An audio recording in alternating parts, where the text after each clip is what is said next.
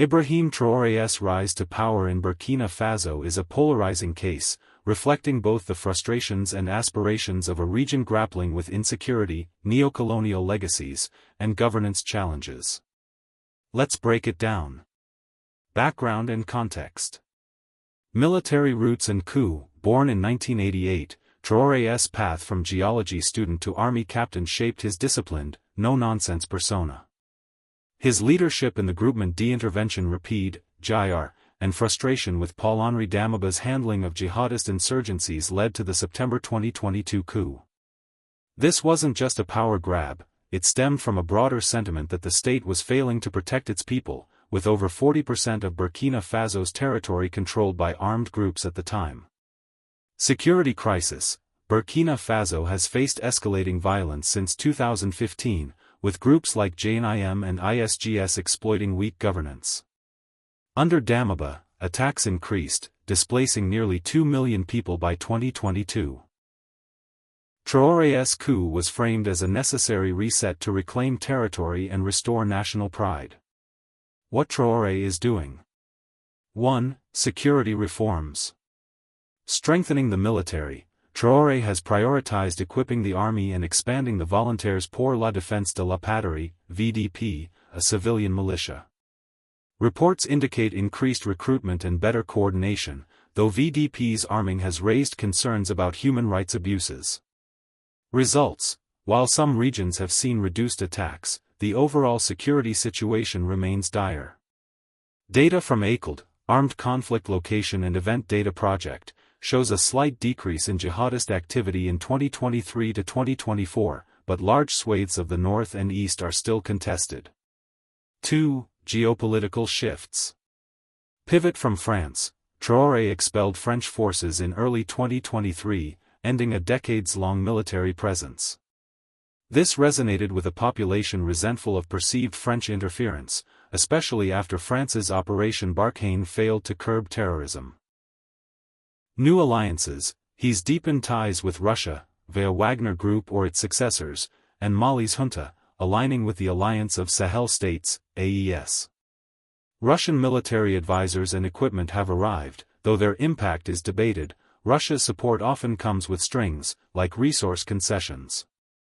Pan-Africanism. Traore's fiery rhetoric against Western institutions, ECOWAS, IMF, and his push for self-reliance echo Thomas Sankara, Burkina Faso's revolutionary icon. This resonates with youth but risks isolating Burkina Faso diplomatically. 3. Leadership style. Traore's austere, military-first approach, living in barracks, shunning luxury, contrasts with the opulence of past leaders. It's a deliberate nod to Sankara's legacy, appealing to a youth frustrated by corruption. His direct communication, often via speeches or social media, has cultivated a cult of personality, especially among urban youth and the diaspora.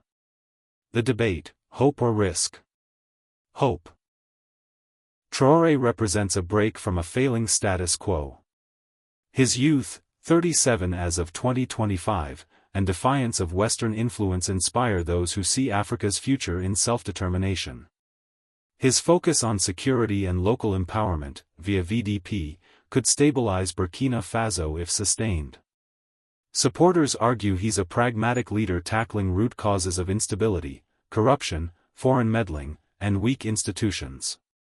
Risk. Critics warn of authoritarian tendencies. Coups rarely lead to lasting democracy, and Traore's consolidation of power, e.g., delaying elections, controlling media, raises red flags.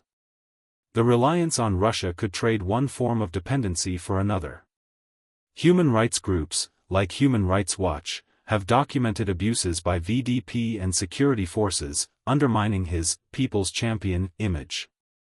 Economic challenges, like inflation and food insecurity, also persist, with no clear long-term plan.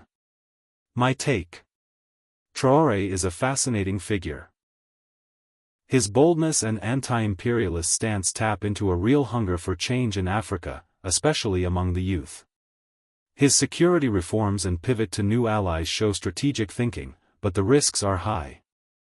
Without transparent governance, economic progress, or a clear transition to civilian rule, he could fall into the trap of strongman politics, like many before him. The jury's out on whether he's a visionary or another military ruler with good PR. Your question. You asked if Traore is showing a new path for Africa. He's certainly trying to. His rejection of Western dominance and focus on sovereignty resonate across the continent. But a new path requires more than rhetoric, it needs sustainable results. If he can stabilize Burkina Faso without sacrificing freedoms or falling into new geopolitical traps, he could inspire others. For now, it's a high-stakes gamble. What do you think? Is Traore's approach the bold leadership Africa needs, or is it too risky? Share your thoughts.